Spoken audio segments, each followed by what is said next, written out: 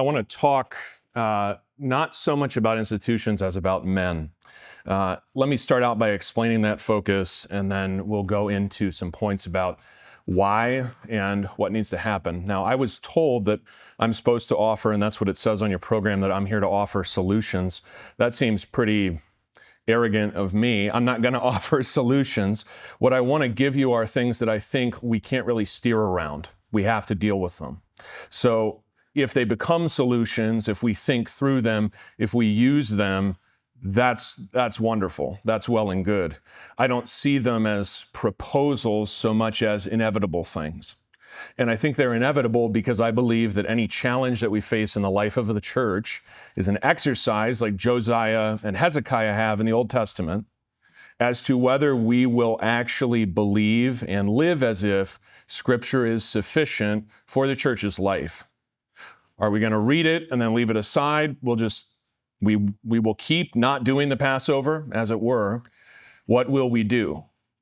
So the four things that I'm going to point out from the Scriptures, I don't see as solutions in the sense of here's a clever idea, here's a new way of funding something, here's a new way of instruction. These things have changed, not only throughout history, but other speakers have spoken about them yesterday and today to you.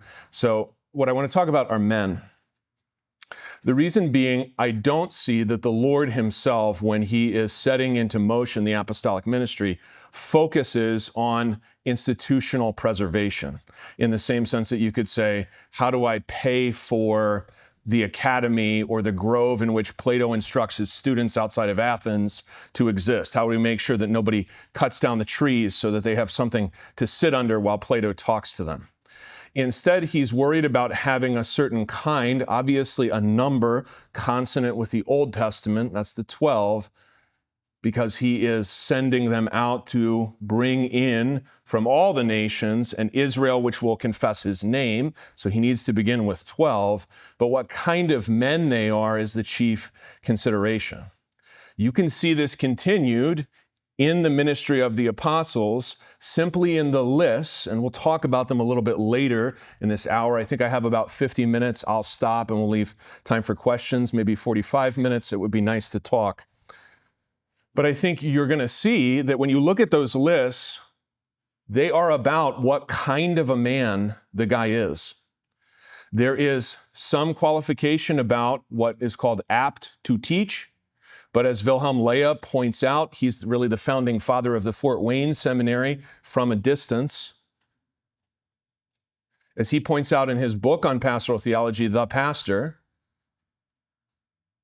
that the chief requirement for a man is piety, sincerity of confession, and humility.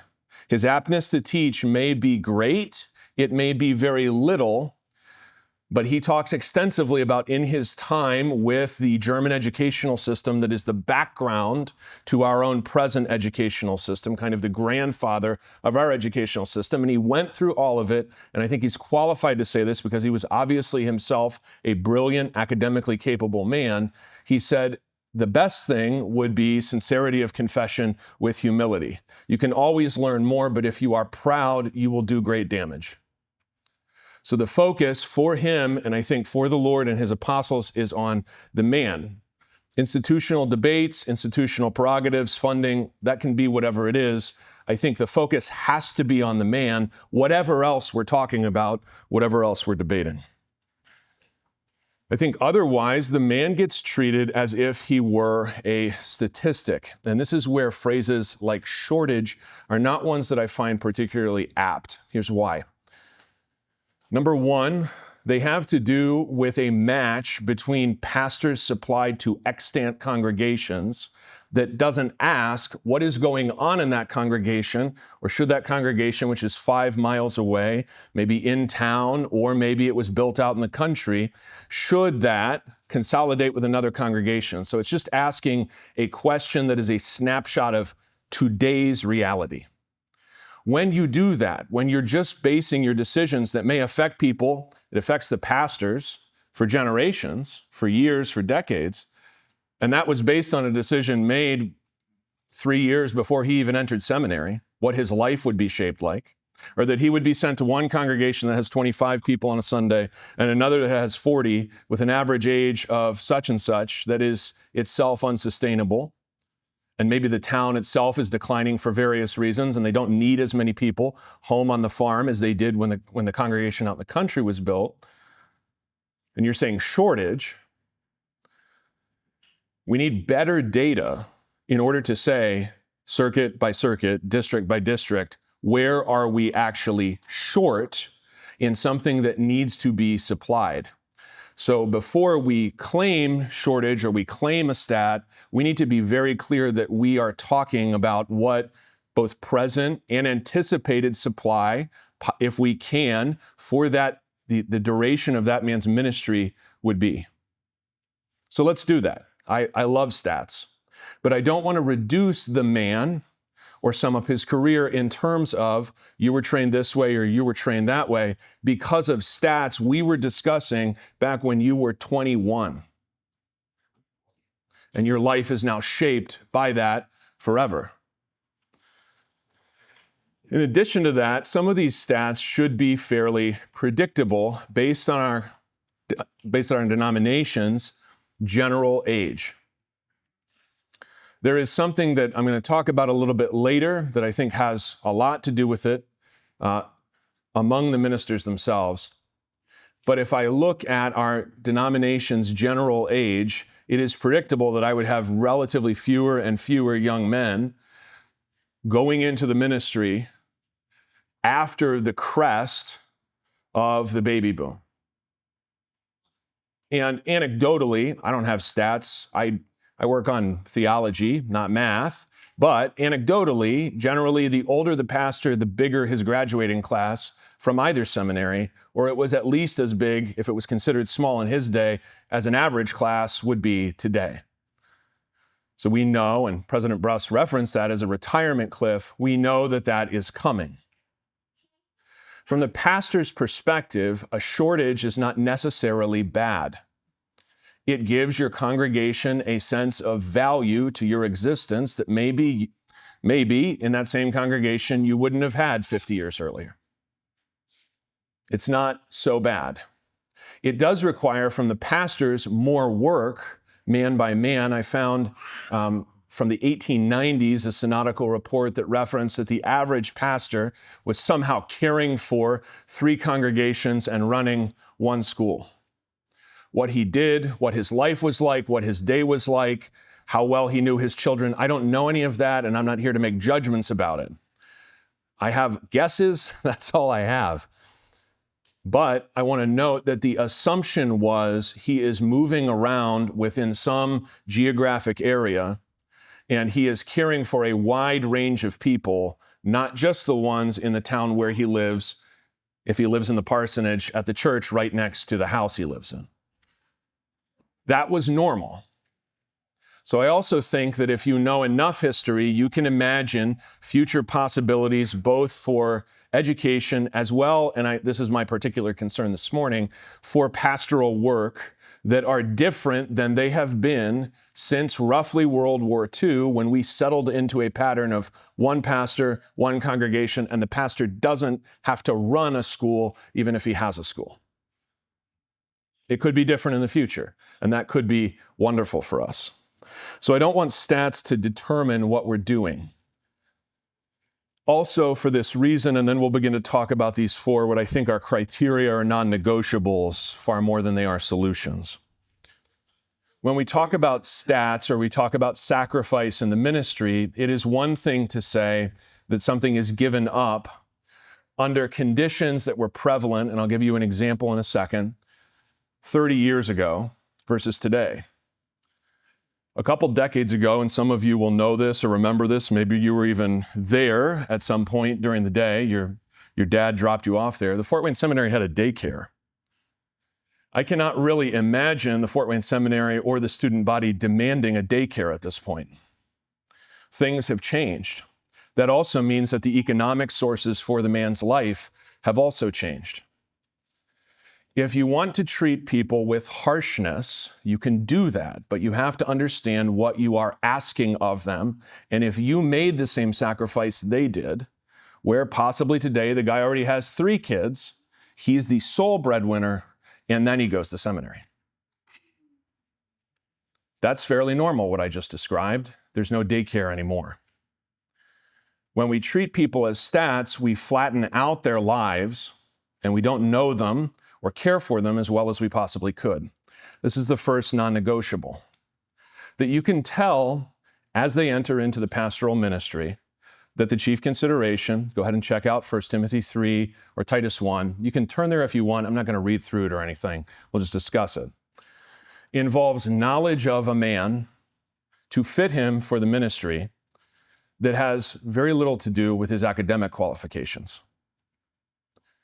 I don't say that because I think academics are wrong. I have more degrees than many people in the room, probably.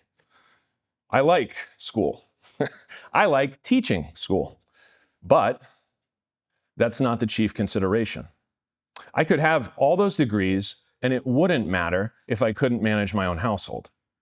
I could have all those degrees and it wouldn't matter if I were a drunkard. I say those things very plainly because I don't hear people saying that plainly. So the question, whatever the modality is, however much acquaintance or where he finds them, I don't know where Titus is finding people exactly. Is he getting them from that town, or he brought them from somewhere else, from the mainland, or he brought, I don't know, from the Levant. I don't know where he got them, but he's putting them there according to Paul's command.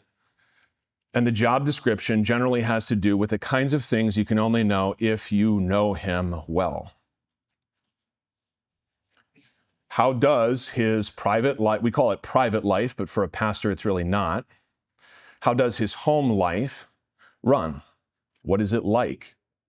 Does he understand how to motivate his wife and his children to do good things that are for the good of the family? All these kinds of little things that do have to do with what kind of a guy he is are the essence, as they are also the essence of the problem, generally, when our pastors get into trouble and thereby destroy or at least grievously wound congregations. Usually the failings are personal. They are sometimes, strictly speaking, theological, and strictly speaking can be settled intellectually. He has, and I have heard this, I'll just give you an example, obviously anonymized. The gentleman is now retired, if it makes you feel better about this. But I heard a very basic presentation in a circuit meeting of the doctrine of election and the formula of concord. You can supply in your own head which article that is, right? So this is presented, it's really kind of simple. I think we were just doing the epitome. So that's kind of your Cliff Notes version, anyway, of what the formula of concord says and what election is.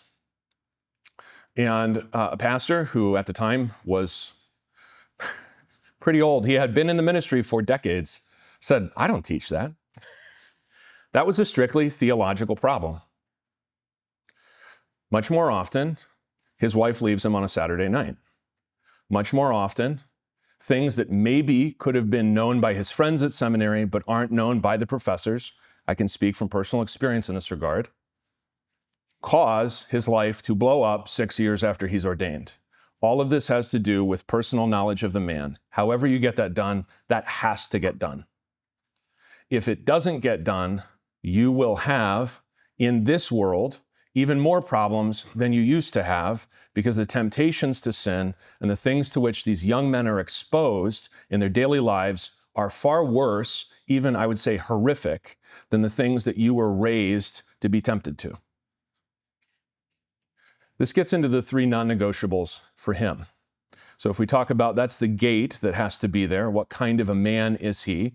Are the various people, whether the different pastors, President Bruss named, or anyone else that's there in that kind of chain of approval, his district president, the district committee, the certification and placement committee, the whatever else, the entire faculty of the seminary at some point. That's the gate. And if the gate is not kept on a personal level, it really doesn't matter how much he has read of Koontz. I will say that. He can read Koontz and not be a pastor, and then we will be safe. But if he reads Koontz and he's a drunk, his congregation will suffer in ways nobody's predicting. The 3 non-negotiables for him have to do, I think, with the kind of change that is undergone by the men on the road to Emmaus, if you can walk through this with me. Think about where they are when they start, when the Lord encounters them. When he encounters them, you'll remember that they're downcast. They have quite a bit of knowledge of what should have happened, but not a sense of a way forward. And if you're thinking about Luke's gospel, you remember that Luke's gospel starts with an interrupted service. Zechariah is supposed to come out and bless. He can't because he's been struck dumb because of his own incredulity, his own unbelief concerning the Lord's message. So it's not that they haven't heard the Lord's message the way Zechariah also heard the message from the angel. They've been with him. They're even walking in this kind of mockery of the way that he has sent them. First the 12 and then the 70, 2 by 2. They're together, but they're not going to be taking what he has taught, beginning from Jerusalem, really anywhere else. So there is a kind of dysfunction there that also involves their confidence and their bitterness that sounds very familiar if you have ever seen an anonymous post in a pastor's group on Facebook or been to a circuit meeting. Discouragement, depression, unsure that what they're doing has ever mattered at all, great disappointment. And they say to Jesus, of all people, now they don't know it's him, and you know that part. But you can tell how bitter they are that with somebody who they have not encountered, they are willing to be really kind of snippy about, are you the only person who hasn't heard this? Don't you know how bad things are? And don't you know how disappointing he has proven to be? And the brothers at the circuit meeting don't talk that way about the Lord, but they talk that way about his ministry that he has given to them. Their disappointment, their maltreatment, their sadness, the difficulties in their household because of the work that they're doing. And your heart goes out to them. And you'll notice that Jesus doesn't berate them for this bitterness. He does something which I think is always fruitful, but it's fruitful particularly because no matter how much a mind is made up, a question can possibly open it. He says, what do you mean? You tell me how bad it is. You tell me what is the problem. You say in your own words. And so I think, like the need for localized and regionalized statistics on what could consolidate and what needs to go away, and the fact that we only have like 1 or 2 congregations in certain states that have a lot more than 1,000 or 2,000 people in them, you have to know on an individual level, with the man who is preparing as well as with the man who has already been called into the Lord's service and ordained, what is going on with him. And if he cannot be open-hearted with you, if there is distrust, or it has been reduced to a kind of rhetorical process, and then we'll all vote on it, you know as well as I do that it will not heal the wound. So the things that I'm saying have to do with the wounds, not necessarily with the process whereby, hopefully, our church heals them. Here are the 3 wounds that could be healed in ways that I hope are helpful to you, drawn from what Jesus seems to be looking at as he is getting these guys ready, and then passes on that ministry through his apostles, into which we also have been called. If we can assume that there will be continuing confusion, not just about Christianity, not just about Lutheranism, but about very broad, vague categories in a country where people have little to no religious education, then we need pastors who are absolutely clear communicators. This involves bringing back terminology as well as methods of preparing them.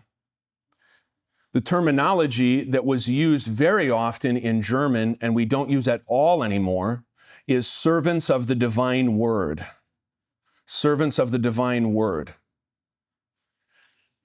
And the focus, and you can hear it in the language that is used, say in Walther's pastoral theology, the focus is on the pastoral office, not chiefly, and that adverb is going to be important, not chiefly as a liturgist, not chiefly as a counselor, not chiefly as any of the other multitude of things that you do, including I fixed a dehumidifier 2 weeks ago.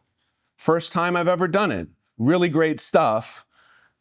I guess that's part of the ministry. What is the chief part of the ministry? What is the focus of the ministry? It has always been called preaching. You can see a remnant of this in the folk culture of our people. I'm not saying what they're doing in this regard is good, but you can see what they have been taught from long ago matters, that very rarely will they leave before the sermon, but if they're in a rush, they might leave before communion. That doesn't tell you, go do that yourself. And I'm not telling you, go do that. I'm saying they know in some kind of back part of their mind, I need to be here for the sermon. Why does this matter so much, particularly in a time of great confusion? Because I can no longer rely on the power of comfortable slogans. My people don't hear them. They're mostly on the internet, and who knows what they're learning there or thinking about there. But also, there is very little inertia pushing them back into church week after week after week, unless there is a sense of, here's how we're growing, here's what we're learning, here's what we're hearing about, here's what we're doing next. This is what the Lord is showing us from the scriptures. If we don't focus on that, there's a lot about what we currently do that doesn't make any sense, like learning the original languages. The reason Protestant seminaries emphasized that immediately upon the Reformation, and Wittenberg's curriculum became almost like we would deride it as a Bible college, just Bible, Bible, Bible, Bible, was because they believed that if they studied these things in the original, they were opening up the oracles of God. So if you could get in there and then you could communicate that, and then a normal person who manages a Casey's could understand the significance of that in his everyday life, wouldn't that be incredible? So the focus in the training was on the Bible so that the focus in the ministry could be on the preaching. Clarity, absolutely necessary always, but I think more necessary than ever in the future, because I don't see our country becoming less confused, less emotionally driven in its thinking, or anything like that. If we presume continuing general decay or temptations to sin being everywhere present, I'll just give you a little stat I read in the New York Times, so maybe now you won't believe it at all, and that's okay with me, but it was an article about a guy that was arrested basically for wire fraud, who was presenting himself as a giant. He was a sports betting king. That's in fact the title of the article. It's kind of an entertaining article, but the stat provided by the gambling industry itself was that 48% of men in the United States have a sports betting app, at least one on their phones. So if they could instantly access the most vile things on their phone already, now they can do that, and then they can shift over, open up the screens thing, move to a different app, and they can lose their life savings, if it's Super Bowl Sunday, maybe in a matter of hours. We've always walked in danger all the way. I just don't see it getting less dangerous. So you'll notice among those qualifications that are laid out in 1 Timothy and in Titus, they have to do with what you could sum up as integrity. The man's life, if I can say it this way, is not distracted. Think about the images that Paul uses for the ministry. A farmer, a soldier, does any soldier serve at his own expense? These kinds of things. If you're a farmer or if you're a soldier, are you supposed to develop a bunch of other things in your life that are going to distract you from getting out in the field really early, and then in October or November being out really, really late, maybe all night sometimes. Should you get something else going on? I don't think so. Those qualifications are not there so that we can have the moral satisfaction of saying, I manage my own household and he doesn't. They're there for the man's own good, so that he is not distracted and his life is not chaotic. It's also the reason we don't want our pastors to carry student debt with them their entire careers. It cripples him. It troubles all his thoughts. That's the reason for the qualifications. That involves a way of thinking about the ministry that is a little bit more like a word. My dad was career military, that it would be nice if we could use it sometimes, that they use when you qualify for certain things, and that word is selection. You qualify to go to a certain course. You go. Not everybody makes it out. The standards are high. The higher the standard, guess what? The more guys want to do it. Seems like guys are actually motivated by difficulty. Guys are motivated by being asked to do something very hard. Seems like that's how it actually works. If you roll out of the course before you're done, you're still in the Army. But you're not going to be a Ranger, or you're not going to be Delta Force, or you're not going to be whatever else there is. The way of looking at that involves ongoing both assessment by people who know him as a human being and his own self-assessment, and training him to be able to say at some point, I can't do this, either before he's ordained or, if need be, regrettably, sometime thereafter. I can't do this. It's not good for the church that I do this. I can get another way to pay the bills. I can't do this anymore. If he can't say that, if he cannot open his heart to anyone else in the church until it's too late, and he mysteriously is off the roster, and his classmates read about it in the Reporter, that's too late for him, that's too late for his family, that's too late for his church, that's too late for anybody who cares about him. But if that process is not in place, if it's not more like selection, I don't think that we will get guys of a quality that will do the amount of work it is very possible they may have to do in the future, even of a 1890 variety, 3 congregations running 1 school. Because he needs to be difficult with himself, and other people need to ask him pointed questions. If a process like that is not in place, I don't really think it matters if we have millions of pastors or 50. Because you need quality. You'll notice that the Lord doesn't specify any quantity. He's very specific about quality. He's, frustratingly for us, trained on management theory and trained by sports broadcasts to idolize stats. He's super vague about the math. The third non-negotiable has to do with recapturing the way that Jesus looks at the rest of the world. Everybody who's not currently in, think about the way that John talks about the death of Jesus in his letter. And he died not for our sins only, but for the sins of the whole world. I do not find, certainly not in our forefathers, any opposition between diligent care and cultivation of the Christians who are already in your parish and the salvation of anyone else you can talk to who isn't yet in your parish. This will become more obvious the smaller and more isolated, geographically or however other isolated, our parishes become. It's easier to see than ever that if we actually have the truth that we claim to have, we would not be satisfied to let anyone go without it. Why would we sit on our hands and let them not have this? Would it be greed? Would it be complacency? I think in terms of the disciples on the road to Emmaus, it is a sense that Jesus will not move the story forward.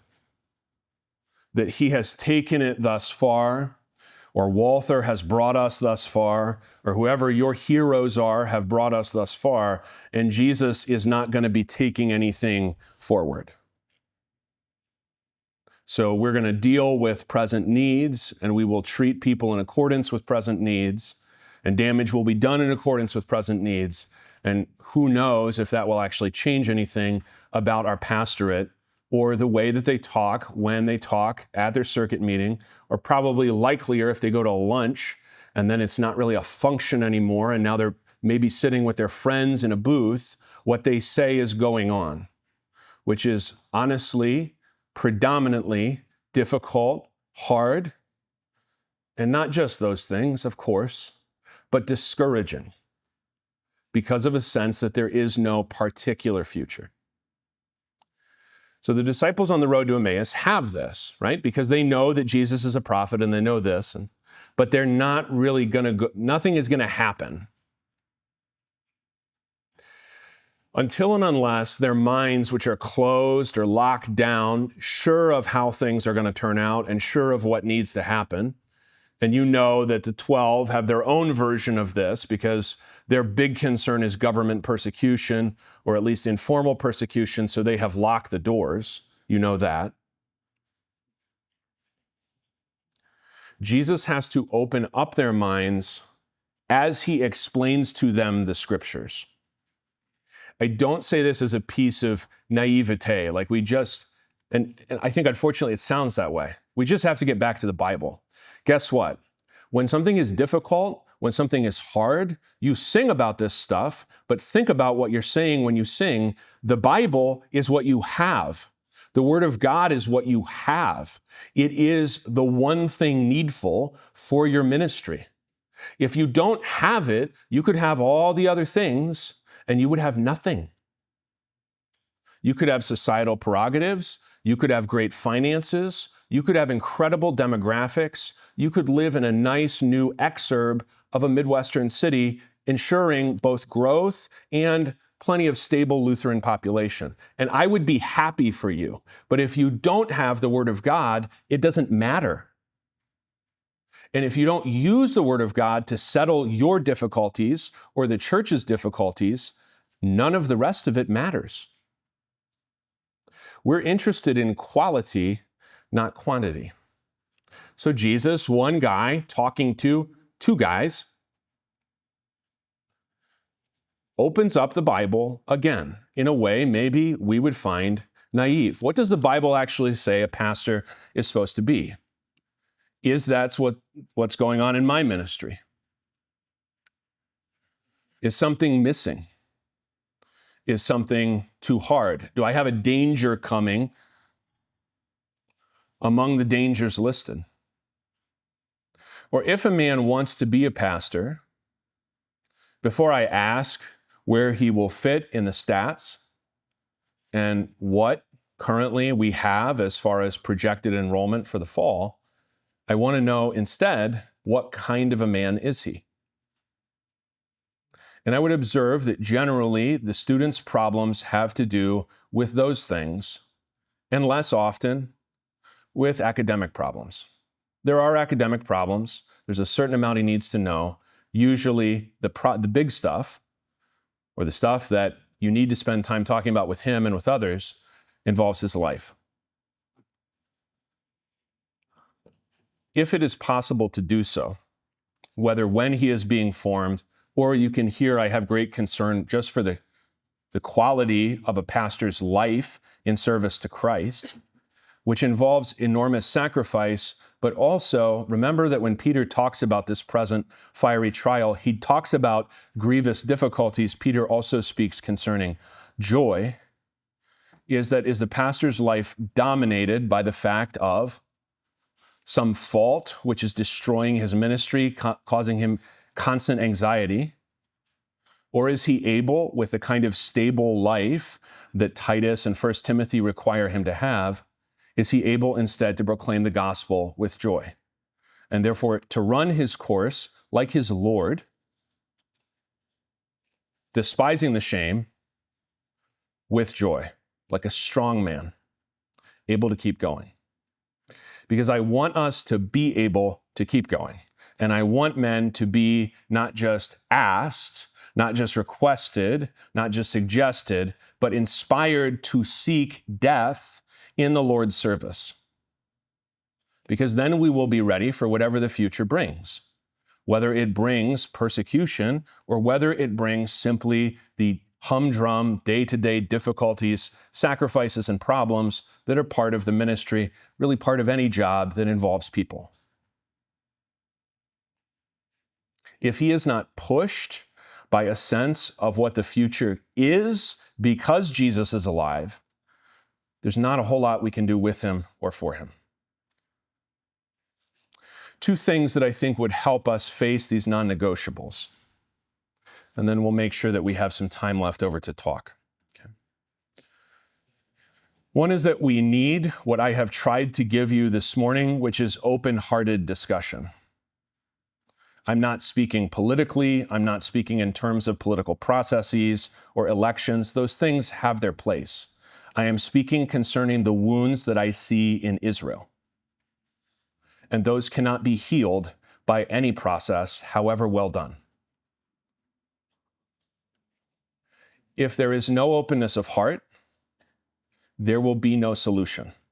You know this from small-scale conflicts in churches about carpet colors as well as about weightier things. So there has to be openness of heart. You cannot feel that when you are dealing with people, there's always a giant agenda in back of his eyes. In addition to openness of heart, if we can admit that the process we most need is a seeking of the Lord's will out of the scriptures, this is the very thing we need to do on a local level. And I thank God, honestly, that not only my circuit, but the brothers in the other districts, I'm non-geographic, so if you hate me, go ahead and hate me, that's okay. We spoke English a long time ago, so that we're still English. We're still speaking English, it's really good. That we are able to talk about these things, even before lunch. What is actually occurring? What is going on? How many people actually come on Sunday to your church? How long that could keep going? If you don't have that, this is not sentimentality about local is all that matters. Higher levels matter a lot. They can affect local immediately and drastically.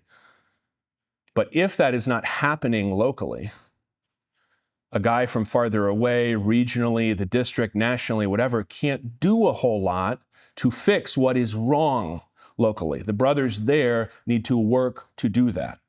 They are on the same team, and the goal is not the size of their parish or the size of his or saying good riddance to bad rubbish. The goal is the spread of the gospel of God through the proclamation of that gospel.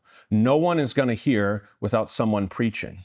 And if I'm not sure how to do it, or I'm not sure I can keep doing it, or I'm not sure that I'm actually focused where Jesus is focused on the world, on every single sinner, the assistant manager of Casey's, even if he doesn't go to church. If I don't have that focus and the brothers don't share it and we're not working toward it, a lot of the rest of it isn't going to matter much. I am asking for us to be renewed by God's word. It is inerrant. Let's use it. It is infallible. So if we're using it, it's not going to let us down in the future. If it speaks concerning Christ, that means that the more we're using it and sticking to it and even governing our lives and making hard decisions according to it, the more that it will fill us with the knowledge of the grace of God in Christ Jesus. We don't really have time to focus any longer on anything else. Thank you. I want to say thank you for bringing the qualitative to the discussion, rather than merely the quantitative. Right. And I want to thank you for bringing attention to the needs of the student in the formation process. Love those guys. Because education is supposed to be about the student. It is about the student. Yep. Well, but it's not always about You're the right. student. You're right. And it's supposed to be about the student. Yeah. And so I want to thank you for bringing into the discussion both the qualitative piece, not merely the quantitative, Yeah. and for focusing the discussion on the needs of the student. Yeah. Thank you very much. Yeah. Thank you so much for that. That was really fantastic. Yeah. I want to ask a question of the group here on this qualitative piece. I think, frankly, and you've been at the seminary, Pastor Koontz, there are guys who probably just don't belong there, right? How satisfied is our church? How ready are you for us to turn down more students, more applicants, in order to raise the quality? This is a leg of our strategic plan is to raise the quality. We got to, in order to do that, we've got to have a wider hopper at the top. So this is Sure. why I'm talking about numbers. Yeah. But does the church have it? And like, we've got a DP here. I'd love to hear that. I think that one high quality pastor is better than 4 mediocre ones. Yeah. I taught, I mean, we were an online seminary in spring of 2020. So I have taught at an online seminary, as it were, if you can accept it.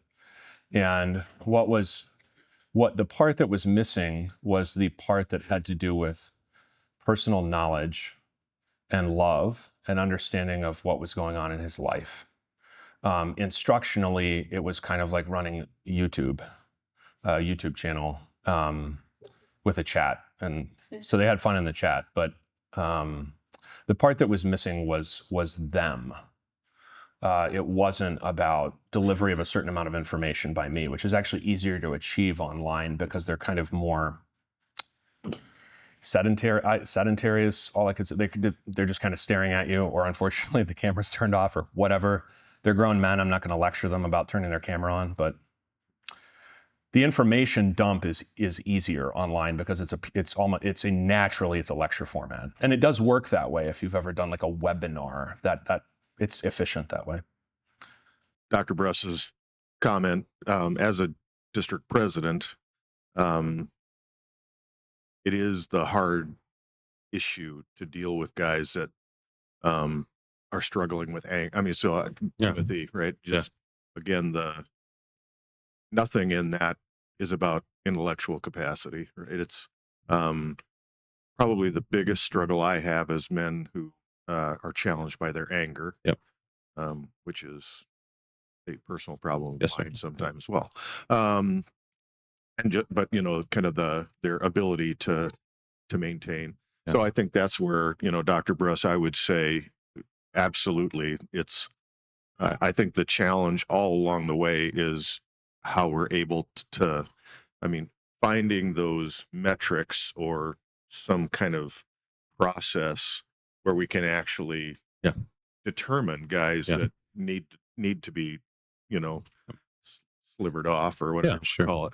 I think that's where the interesting thing in my experience has been the pushback that I've gotten from a lot of guys that don't want to deal with the personal. And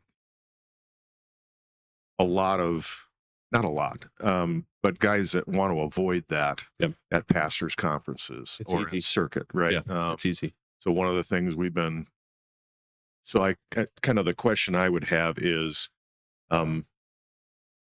some of this is organic, right? I mean, it just, you know, just has to happen kind of organically, but there can be some kind of systems in place that we've done trying to work, you know, with our circuit visitors. You know, how can you help your circuit be a place of joy, right?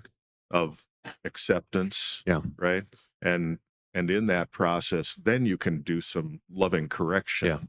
But you got to actually get to know guys. And too often in our synod, and I think too often our idea of formation is all about the intellectual capacity. And I guess, are there systems that you would recommend in terms of, you know, helping us, move into that area because we'd rather have information than transformation.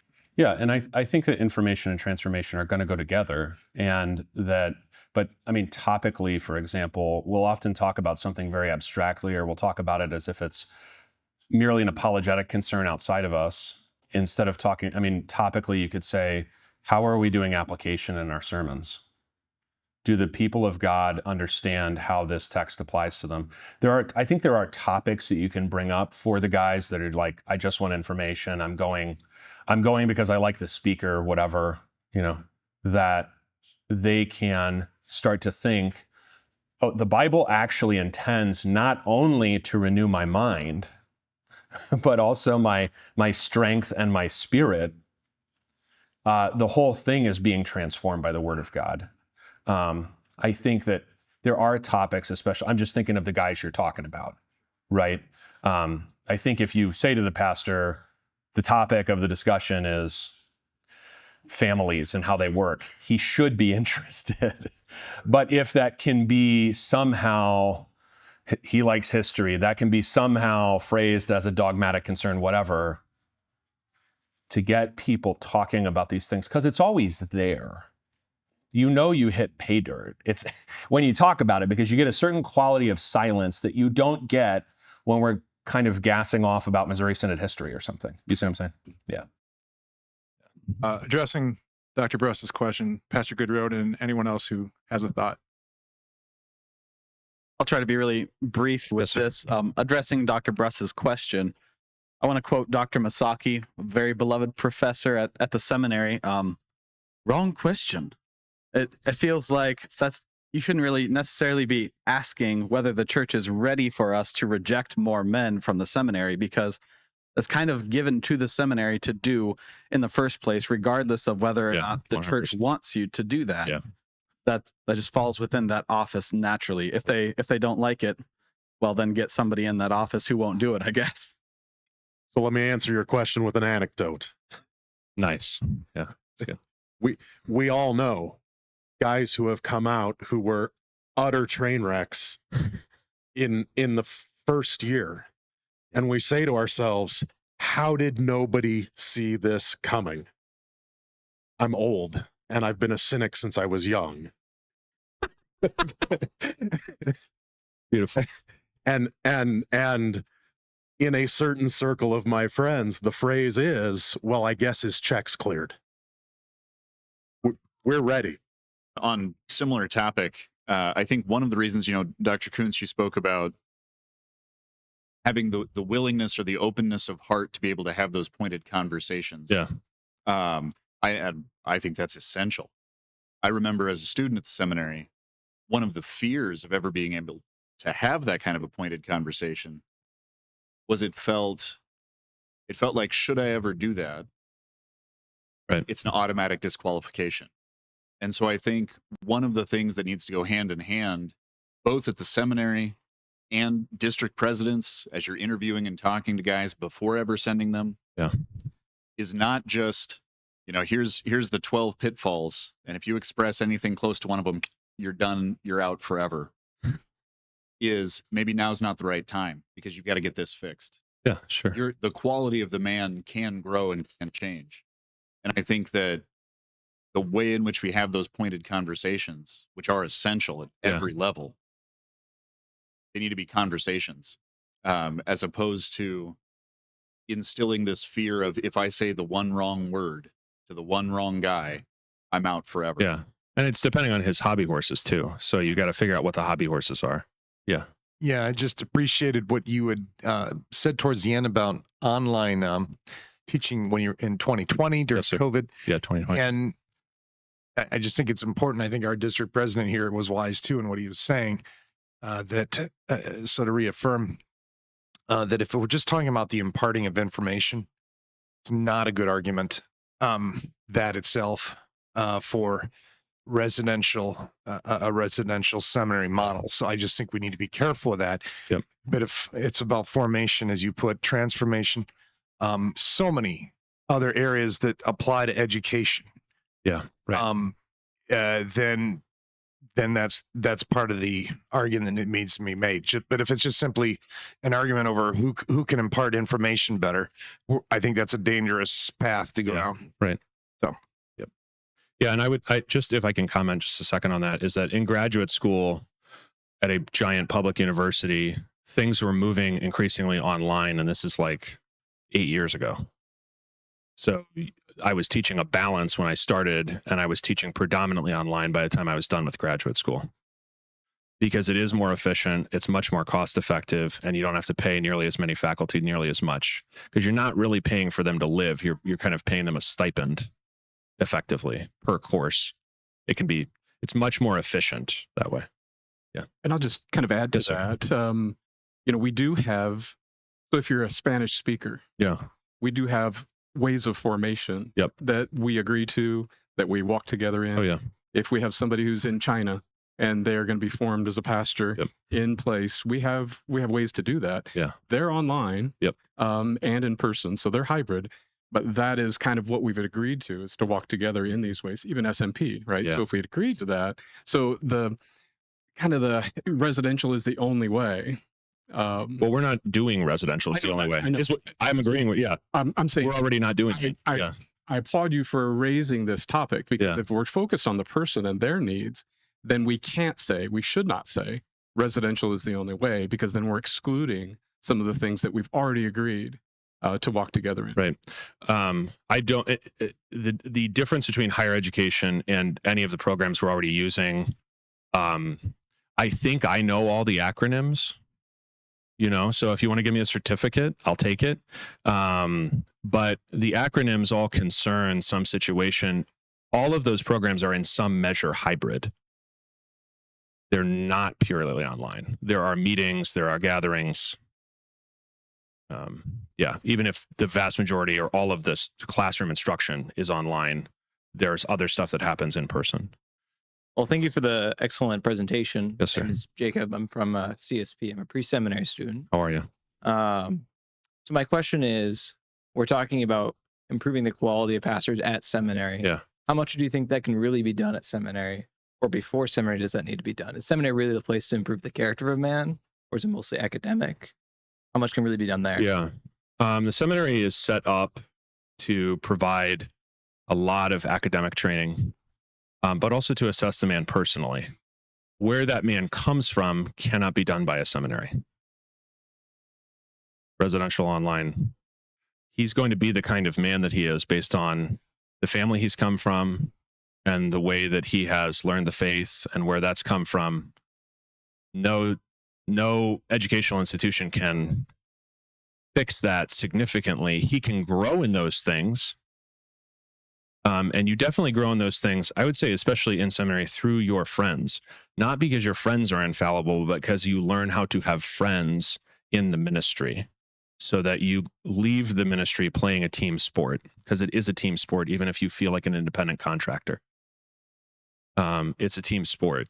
So I don't think that, and I would say too that if we're talking about the personal problems, they're usually stemming out of something that goes much farther back than he got to seminary and he was away from home and he was sad or something. It really doesn't have to do with the seminary. It has to do with, if we're talking about anger, like President Snow brought up, what was his dad like? And how did he learn to handle frustration? I can give him advice. I can talk to him about that, but no course of instruction is going to fix that. Yeah. Does that answer your question? Yep. Great. Yep. Thank you for your talk. I really appreciated it. Yeah, no worries. I wanted to know if one of the prerequisites for being a good pastor is to be able to govern your house well. How do we know if somebody can govern their house well if they're not married? Good question. Because it doesn't seem to have ever been a requirement that he get married to get ordained, as far as I know, right? There's probably a more profound historian in the room. That has to do with, that's in the New Testament because the general expectation is that a grown man is married. That's why it's there, laid out as a general thing. Similarly, you could get specific big personal problems that are not in the list, right? By the same token, does he know how to deal with people? So that I would say really specifically, and this is definitely generationally apparent, is that if he cannot behave socially normally with people of a variety of ages, whether he's married or unmarried, he shouldn't be a pastor, because the job is the people. So that would be, I think you could have other ways of assessing, like, can he handle a meeting? Can he handle somebody saying you're totally wrong, and then he has to, not rage quit the meeting or whatever, Yeah, you can figure that out in other ways, but that's a really good question. Reaction to something that you said, mentioned shortage a lot. And I've been thinking about this, whether we should use that language of clergy shortage. Yeah. Everybody's in the season of going to district conventions and whatnot, and we've been just hearing this right and left. We believe that the Lord is the Lord of the harvest. And so if there's a shortage, is that his problem? Is that his fault? Now, he does say, pray to the Lord of the harvest to send out workers. Yeah. And so I guess what I want to suggest is that we don't address this out of a state of fear, but rather faith. Yeah. That we do trust that he is the Lord of the harvest and that he will provide and is currently providing for his church. And then we get about the task of doing what faith does. Praying, identifying, raising up, supporting, yeah, and so forth. Yeah, I agree with that. I could use the word shortage in the sense that we always want more, because the command to pray to the Lord of the harvest for workers is constant. It doesn't have an end, right? It's up to him to decide, this is the last guy I need ordained before I return. So the demand is constant. To talk about shortage the way we talk about it, though, I think makes our vision too small. We're looking with a focus that is too narrow on what is possibly currently needed by congregations that may or may not actually be able to support the man whom they are calling. That doesn't set them or him up for bliss. Instead, I think it would be better to say, the Lord of the harvest desires that all men are saved and come to a knowledge of the truth. I need more guys to do that. Some of them will be in this congregation and some of them will be in this other congregation. You're going to start helping, and some of them are not in your church right now, but you're going to meet them when you coach baseball or whatever. But the need is constant because the harvest is so large and ready.